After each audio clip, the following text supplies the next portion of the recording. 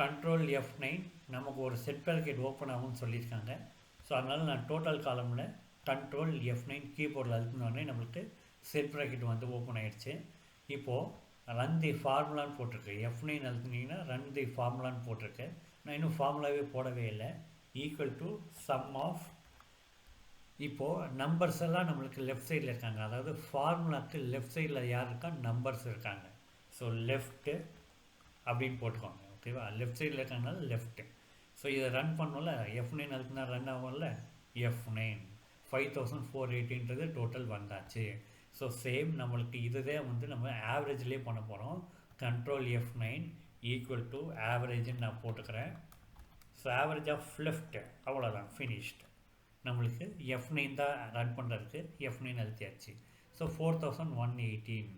So அடுத்தது வந்து shift plus F9 வந்து டு வியூ தி ஃபார்முலா அப்படின்னு போட்டிருக்கு. ஸோ நான் வந்து இதை செலக்ட் பண்ணிவிட்டு இதை நான் செலக்ட் பண்ணிவிட்டு ஷிஃப்ட் ப்ளஸ் F9 அழுத்தினேன். ஷிஃப்ட் F9 அழுத்தினோடனே நம்ம இது சரியாக செலக்ட் பண்ணல நான். இப்போ நம்ம ஷிஃப்ட் ப்ளஸ் F9 அழுத்தினோடனே நம்மளுக்கு ஆவரேஜ் ஆஃப் லெஃப்ட்ன்றது ஃபார்முலா வியூ ஆகுது. மறக்காமல் அந்த ஷிஃப்ட் ப்ளஸ் F9 ஆஃப் பண்ணிடணும்.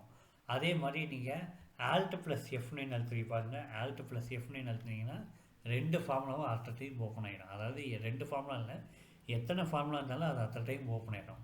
ஸோ இப்போ நீங்கள் என்ன பண்ண போகிறீங்க, இதெல்லாம் நீங்கள் ட்ரை பண்ண போகிறீங்க. ஓகேவா. ஸோ அதாவது என்ன ட்ரை பண்ண போகிறீங்கன்னா, ஜனவரி சேல்ஸ்க்கு கீழே இருந்து ட்ரை பண்ண போகிறீங்க.